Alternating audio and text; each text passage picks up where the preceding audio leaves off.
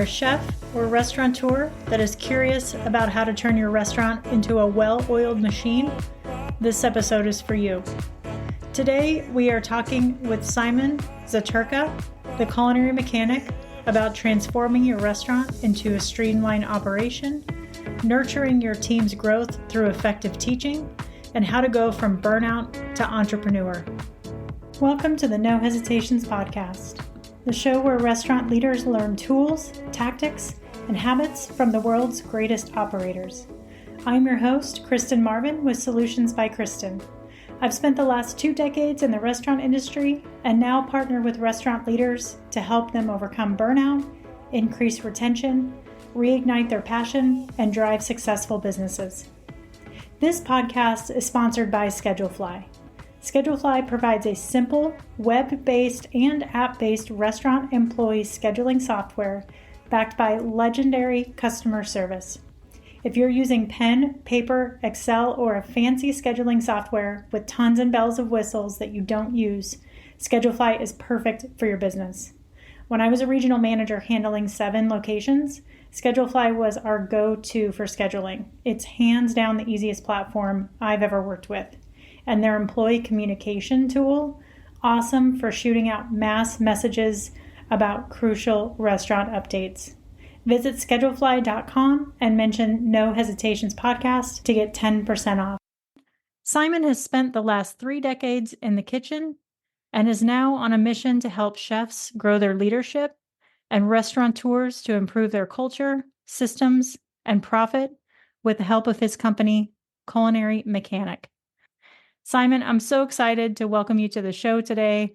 I can't wait to share your story with our listeners, as well as share some of the exciting things that you've been working on over the last year, because I know it's been a busy year for you. So welcome. Well, thank you, Kristen. I really appreciate being here. Yeah. Pretty excited to just kind of dive in and get going. Absolutely. I'd love to start with the name Culinary Mechanic. Where did that come from? Funny thing, chefs have been like the chef as hero, chef as celebrity has just been rising for the last 20 years. And at some point, it became really evident to me that it could almost be a dirty word. And so maybe 10 years ago, I started thinking about restaurants and chefs as sort of the machines. And what do you do with a machine? You tune it, you work on it, you refine the mechanism. And so I really focused on, what am I? Okay, it's a culinary mechanism. So I wanted to be a culinary mechanic. And then at the point that I kind of decided to pivot out of operations, I was looking around and I was starting to talk to people and coach people. And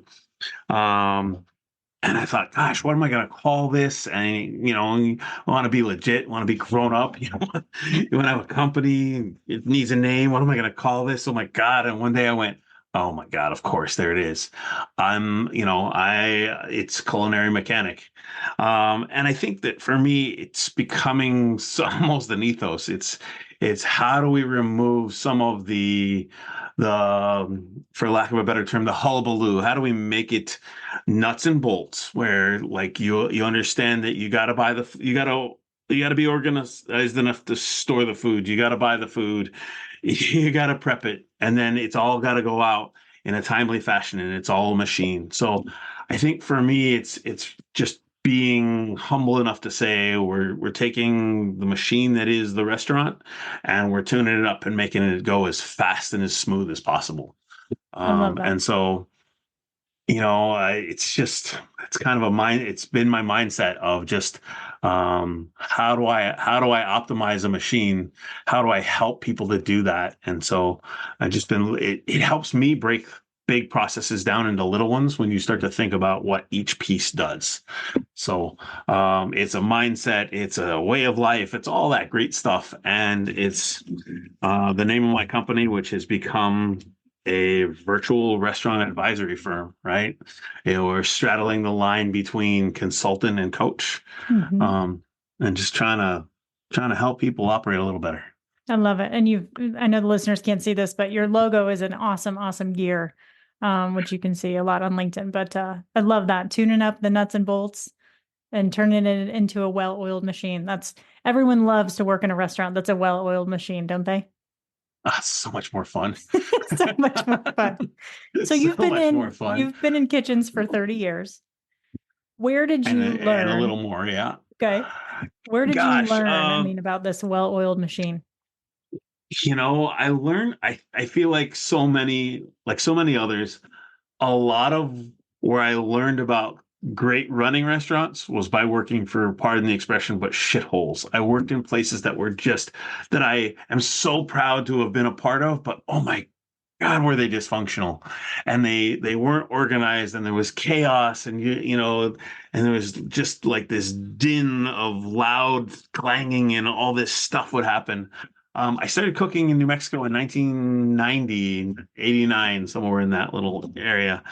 And I was in a place that had 400 seats, and I didn't know anybody. I didn't know that that was big or small. It was a restaurant, right? It was local, and it was New Mexican food, and it was just go, go, go, go, go, go all the time. And I probably worked for them off and on for like 4 or 5 years. I went to college for a year, came back, worked for a while, and just like got it was always my fallback until it wasn't, until I was ready to move to the sort of the next level. And then I got into a hotel kitchen, and that was amazing because now there's order, right? Like now there's a brigade, there's a chef and a sous chef and a banquet chef over here, and there's a whole like area of like its own big prep kitchen for banquets, and there's two restaurant lines that were side by side, and everything was big and stainless steel, and everybody had a purpose. Big huge walk-ins that led into big huge walk-in freezers. It was just so crazy.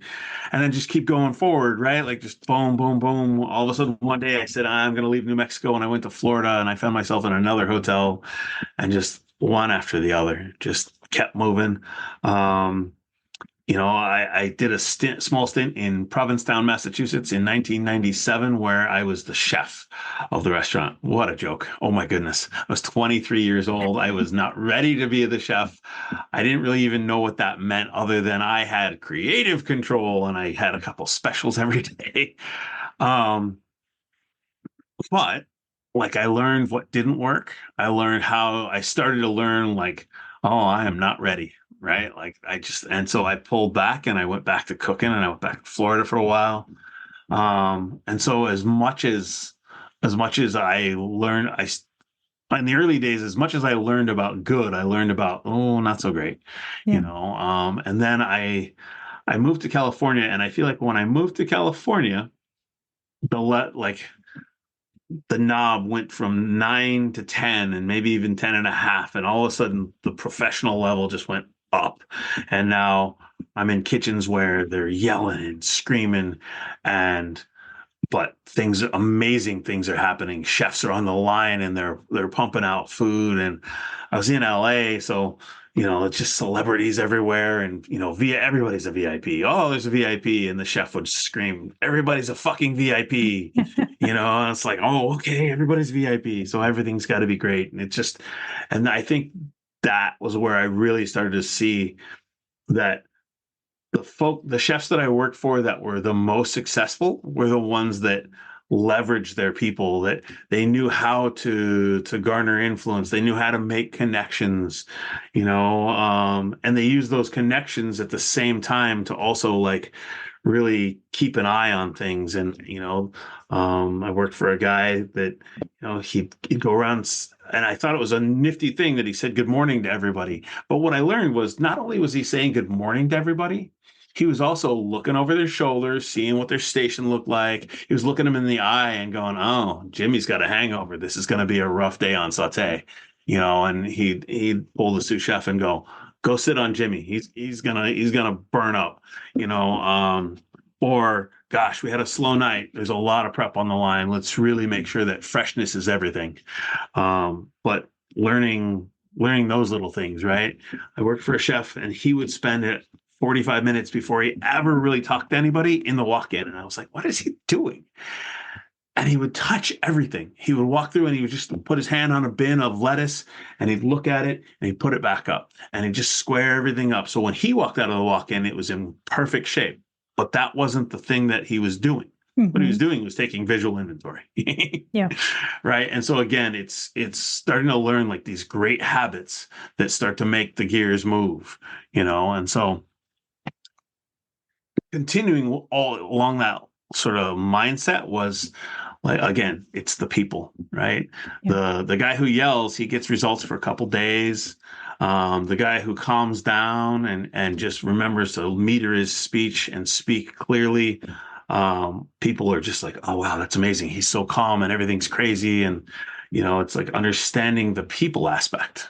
Yeah, And so that's what totally. I really tried to do as I started to understand that yelling wasn't going to work, even though that was modeled for me for probably 15 years. Mhm. And then like starting to go, how am I going to get from being a great worker to a good manager?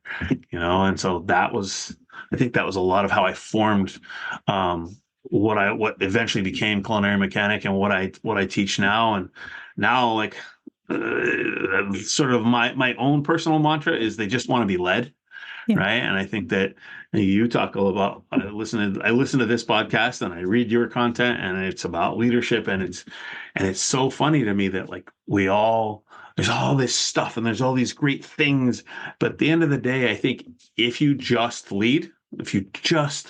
like were to lead by example, things would get 30% better instantly, Yeah. simply because I want to go back. Sorry to interrupt you, but it's okay. there's so many important points here that you've made, and I want to touch on a couple of them here when it comes to culture and developing people.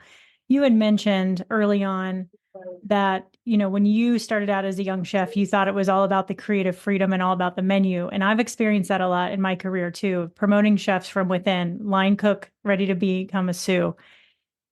It's hard because it's not all about the menu, right? It's not all about playing with food. It's about par levels and ordering and inventory and time management and motivating the line and showing up every day, right? Rested and focused and ready to go, and being curious about how to work on your equipment and when things hit the shit, Yeah. right? And being able to work Yeah. on every single aspect of the line and to dig out your team and break your team when you need to or cover shifts.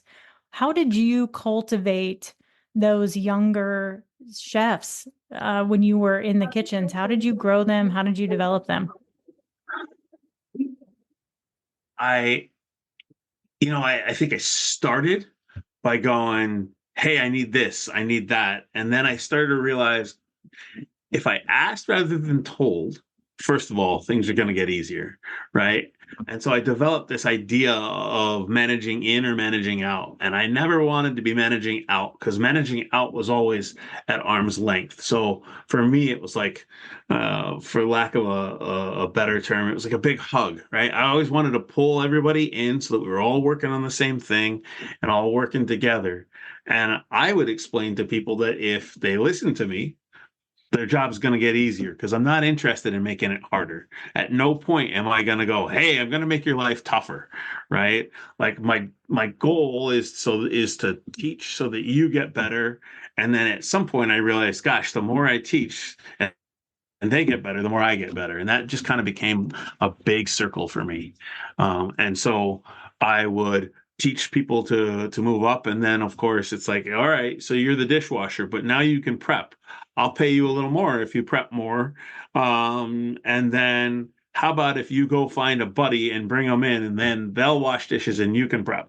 And then at that point, it's wash, rinse, repeat, and just get more people. And oftentimes, sometimes to the benefit, sometimes to the detriment. I'd have like 7 friends or 7 like family members because they'd all bring their people. Yeah. Right. And so Yeah. sometimes that was great. Sometimes that was, oh my God, the family went on vacation. What do I do now? Right. Every time they go on vacation, it's coming too. It's coming. It's coming. So, I mean, it sounds like you really were excited about teaching and providing opportunities for people, but showing them that in order for those opportunities to exist, they had to kind of help, for lack of a better term, help fill their position, find their replacement so that they can position themselves Absolutely. for something else. Love that. I mean, I remember being in a kitchen in Santa Barbara, California, and it was a Four Seasons of all things. And the chef there was so rough on me. Oh my God. But he had this thing where he'd be like, if it's so slow that you can do what you're doing and stop, then you should be learning what's happening next to you. So there should never be a moment where you're not doing something. So if you're not doing, you're learning. He goes, because at some point that guy is going to screw you, and you're not gonna know how to do it unless you figure it out now. You just, so all of a sudden it's like, okay, I've only got two steaks on the grill. What are you doing? Oh, you're searing halibut. Sweet. How do you do that? Great. Oh, not too much oil. Oh, make sure you season it. And I was always the younger guy for years. Just I was always the youngest in the kitchen. I'm always trying. So I'm working with these salty cooks, and sometimes they teach me, sometimes they wouldn't. But I learned, like, pay attention to what's next. And so I I instilled that in my cooks in as many kitchens as I could. It's like, hey, pay attention to what's next to you, because you never know what's going to happen, and you don't want to look stupid, right? Like you have to find their pride too.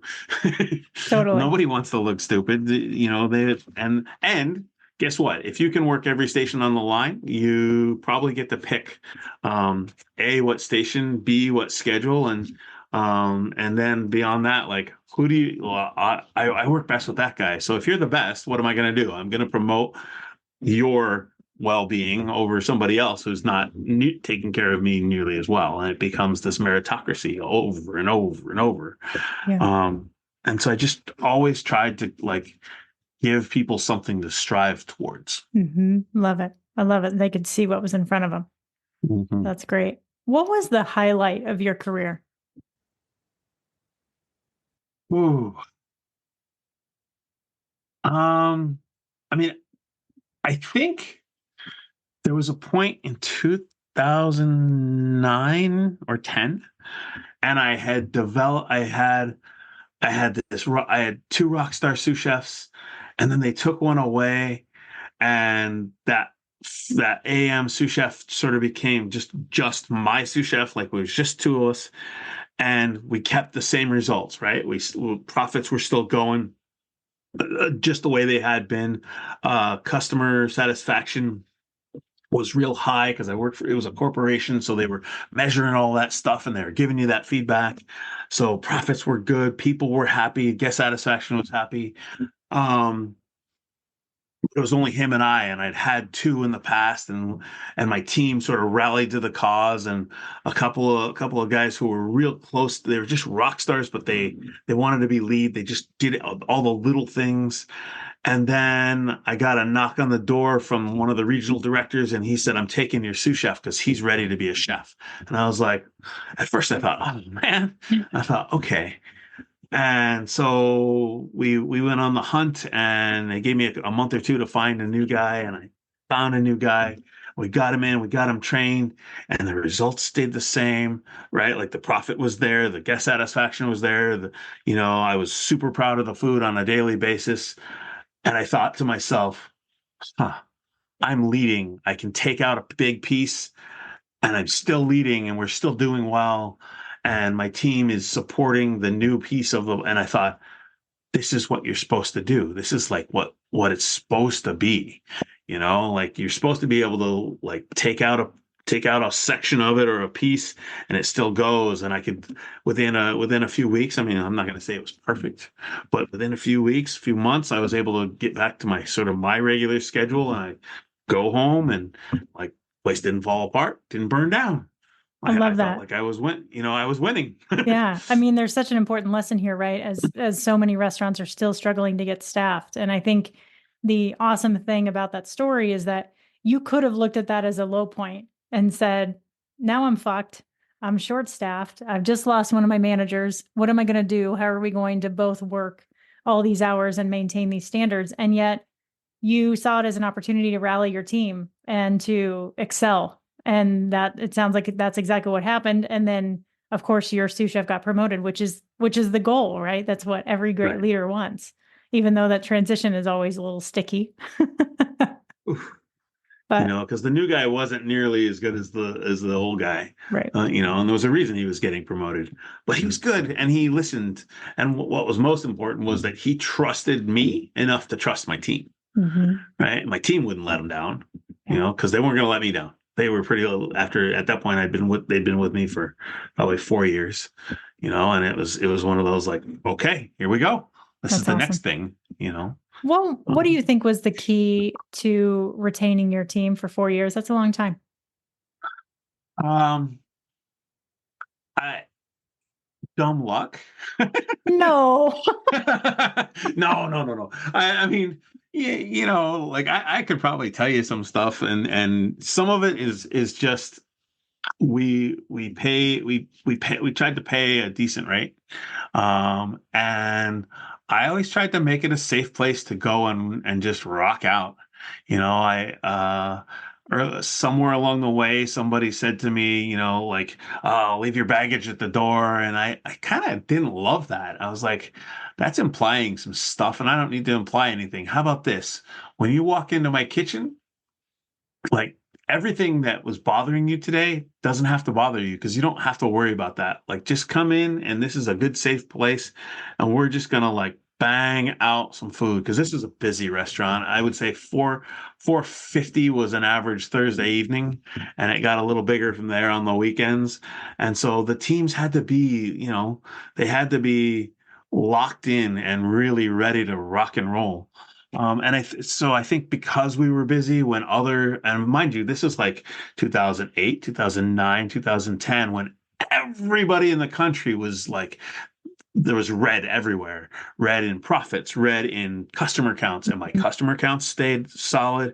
My profit stayed in the black. And we just kept crushing, and we were lucky. I mean, it felt like a good mix of luck and just grit and determination. But keeping the people was about making sure that they had what they needed, right? And I learned to listen there. When I first got there, I was nothing short of an asshole on certain days, and it was my first real executive chef job.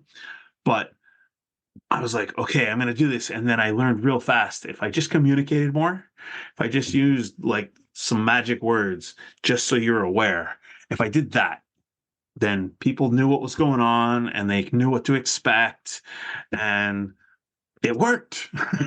So there's a little bit of luck in there. It's like, okay, I think this is what I've been training for years for. I'm going to try a couple things, and a couple things didn't work, and I think initially I was too far in my own head, and once I got out of my head, and I really like I listened, and people knew that like if there was a problem, they could come to me, and I'd say, well, you better go deal with your family, and they'd say, really, chef? And I'm like, the guys and I will will will close the gap, and I'd go work the line for an evening so that somebody could go take care of his little brother or his girlfriend or whatever that would be.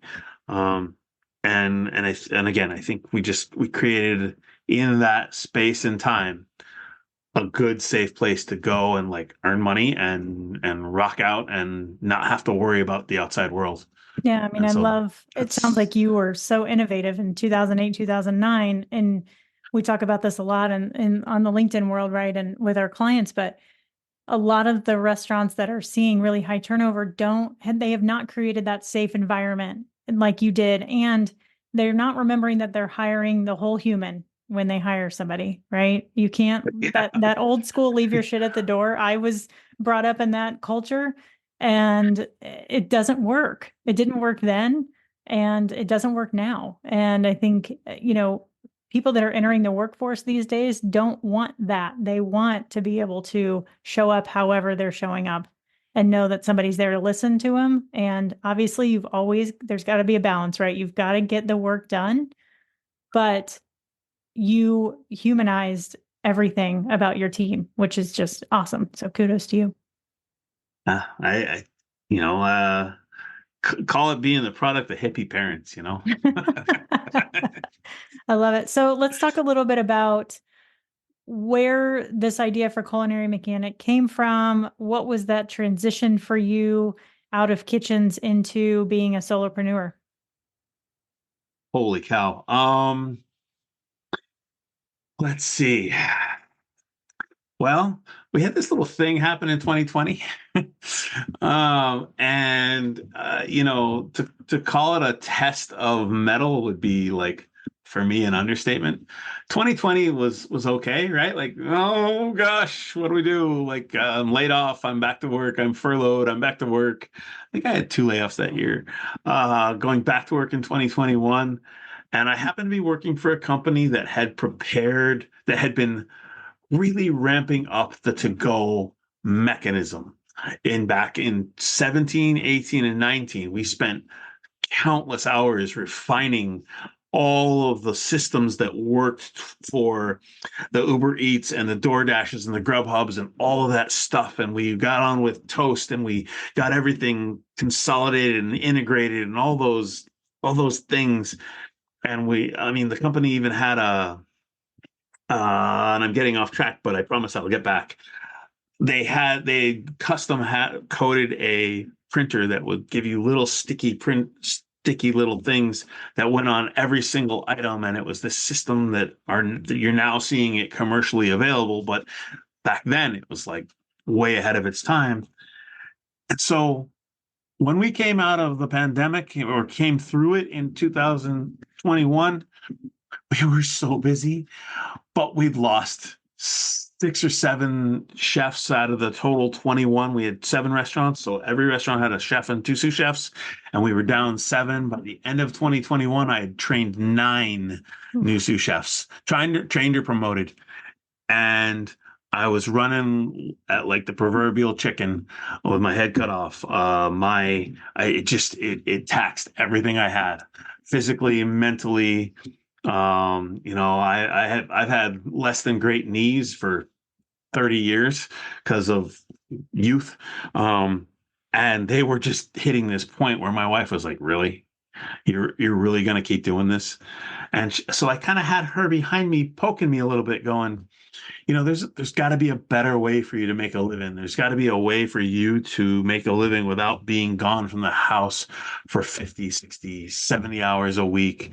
There's got to be a way for you to like make a living and not be so depleted, right? And so, that coupled with some sort of high level staffing changes within the company I was working, I just started seeing that like, okay, I'm heading towards 50.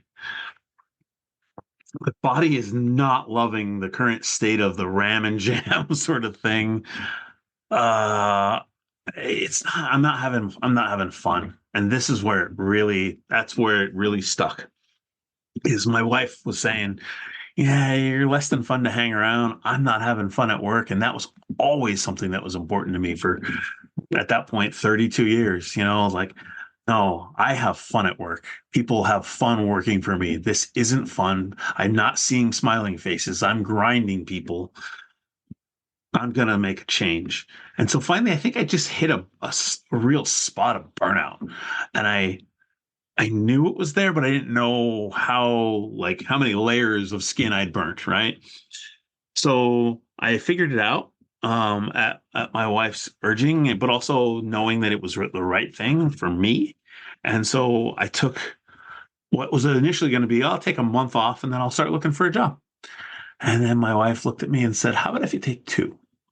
And if that's working and everything's okay with the wallet and the pocketbook, then maybe you take a little more. Wow, everybody's jealous of your wife right now. And it's important to note she was working from home. And so took some time off, I actually hired a career transition coach.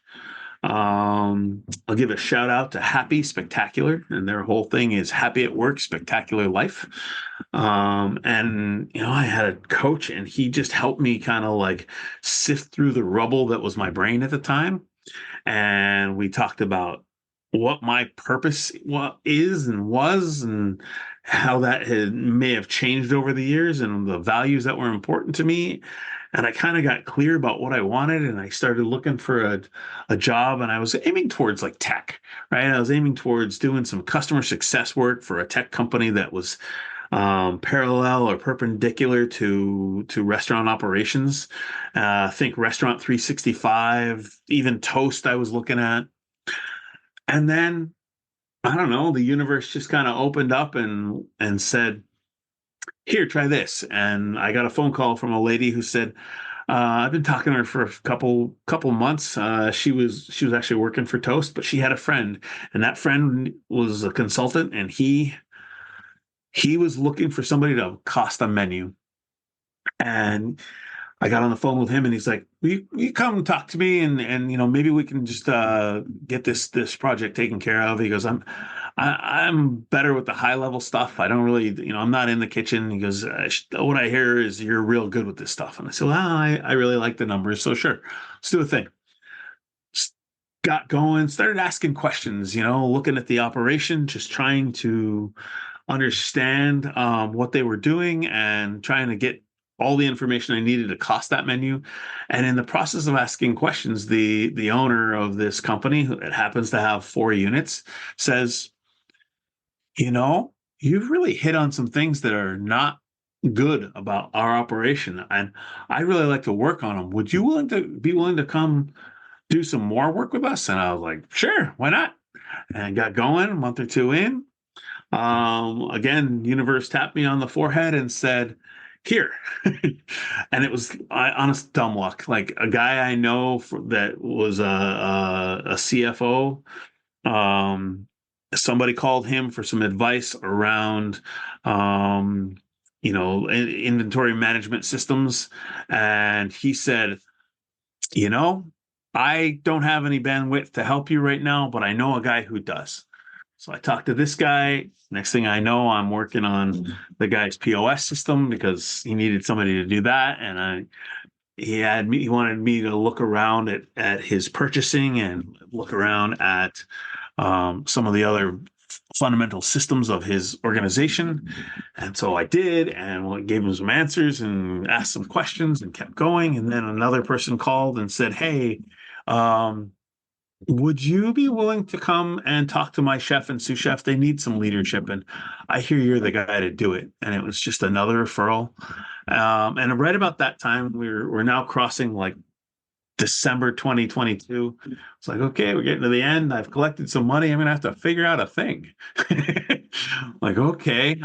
So again, it's like, what do I call it? All right, we're gonna call it Culinary Mechanic. And so magically, I entered 2023, and here I am. I've got 3 clients, and I've got a company, and it's a company of one, but it's a company nevertheless, right? I feel official. It says LLC at the end. Yep. And And you so here are, I am. yeah, I mean, and you are posting incredible tips and are really just a thought leader in your field. Love what you're posting on LinkedIn. You just launched your podcast. Will you tell us a little bit about that? Ooh, yeah. So when I quit work, I was like, "Oh, I'm going to do a podcast." One big problem: I know nothing about them. So I started down the road, and I was like, "Oh, I'm going to do a podcast." I've listened to maybe 2 podcasts in my life, but it sounds like a good idea, right? Like, okay, I got stuff to say. I'm a chatty guy. So fast forward to, I don't know, 9 months down the road, farther, I guess, year plus, to just the last couple months where I'm just like, I was thinking maybe I should pick up that podcast idea. And I was talking with a guy who I was helping, just through networking, meeting people, and I was helping him to kind of put together the concept for his consulting firm, because he's an IT tech guy, and he wants to kind of understand how to position himself. And so I feel like I'm getting good at that, having done it, right? And so I'm talking about it, and helping him helps me. And he stops me in the middle of this, and his name is Joe, and Joe says, "Have you ever thought about doing a podcast?" And I was like, "No, why? Like, what? Where did that come from? We were just talking about positioning and marketing." And he's like, "You just took this big ball of a problem and a concept, and I felt like within seconds we were on the floor building simple blocks." He goes, "That was amazing." He goes, "And the sound, you're like, you made it compelling, and I wanted to learn how to build blocks with what you had and sit on the floor." He goes, "You got to do a podcast." And I was like, huh, recurring themes. Okay. And so I just started to think about it, and I started to think about what mattered to me. And, by this point now, I listen to probably 3, 4 podcasts a week, and I try to just grab as much as I can. And I love hearing, A, I love a story. B, I love chefs. Like it is the culture that I'm in for a reason. Um, at 30 something years in the business, I love what we stand for. I love the way our brains work because we're different. And I realized I wanted to tell stories or have people tell me stories, or the combination of that around what chefs do. But I didn't want to just like, all right, let's just go to the top of the list and find the James Beard Award winners and find all those guys. Because I think that's whatever. There's people doing that, right? So what is the next thing? Well, I want to find chefs that are doing different things. I want to find chefs that spent 20 years in the business and then went off and became a recruiter.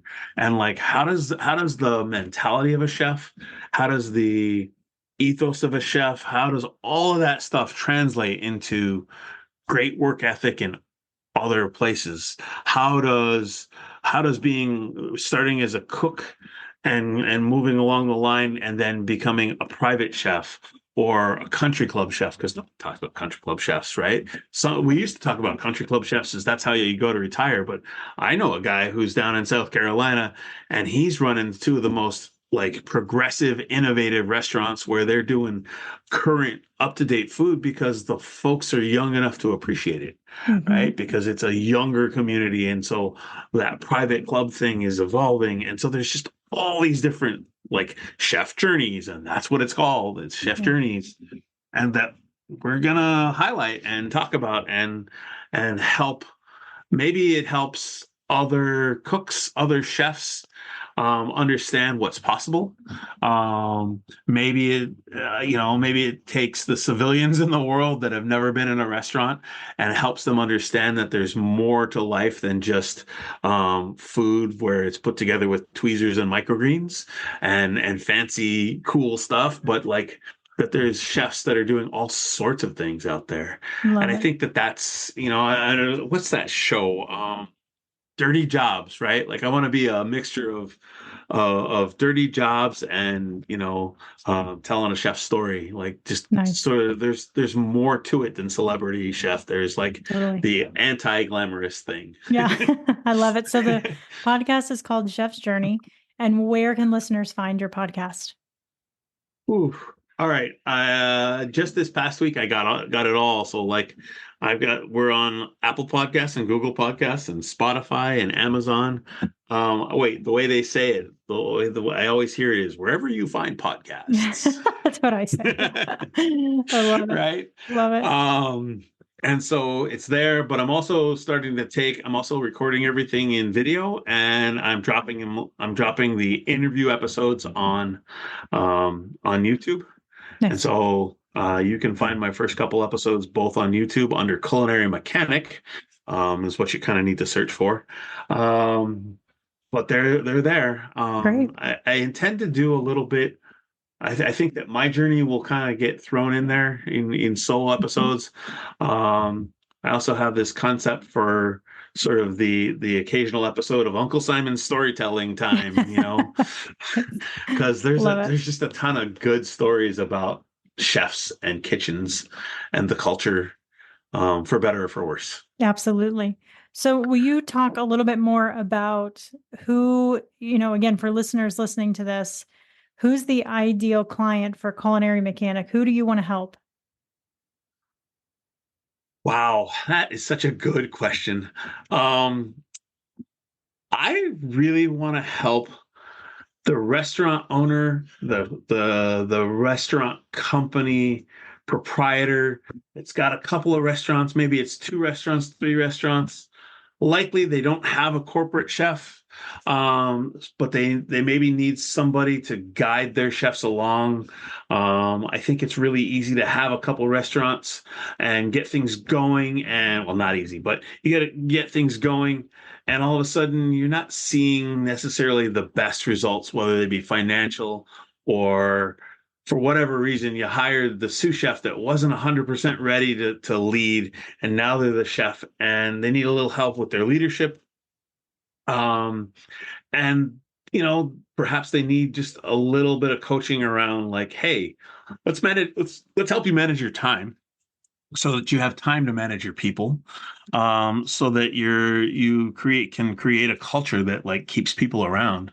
And so I'm trying to work with restaurant companies, small to medium restaurant companies, small to medium hotel companies that have chefs that need a little pull along.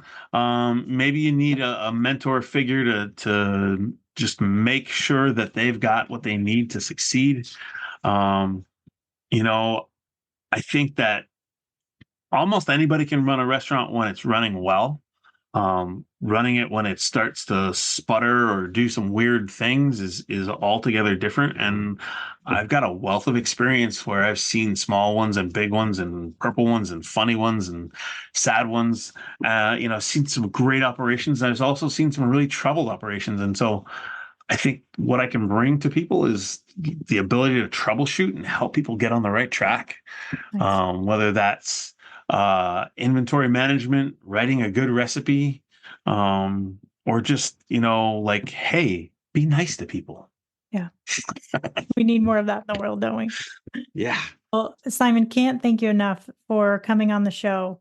Really, really appreciate it. And would love to have you back at any Well, point. thank you. We Thank could you. dive deeper into culture, into how systems create culture, impact culture. I mean, gosh, there's so many topics we could talk about for sure. Absolutely. Would you tell listeners where can they find you? How can they get a hold of you? I think the easiest way is culinarymechanic.com.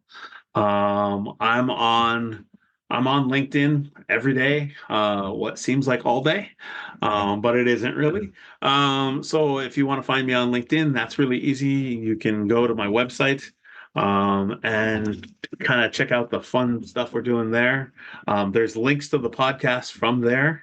I need to do one quick plug for Unmasked Capitalism, and that is I just started a merch store, so you can get things that say Culinary Mechanic on them. You can get things. I'm in love with bacon, so you can get shirts and hats. You've got an and hoodies awesome, that say bacon. You're wearing one right on now them. for people that can't see. It's a pretty awesome Yeah. shirt. Um, the letters are 4 inches tall because what else do you want but bacon across your chest?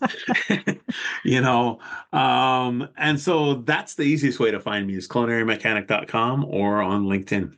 Awesome. All right, Simon, thank you so much. Okay, everybody, subscribe and listen each week, like Simon said, wherever you find your podcasts. And be sure to follow me on LinkedIn at Kristen-Marvin. We will see you next week. Thanks, everybody.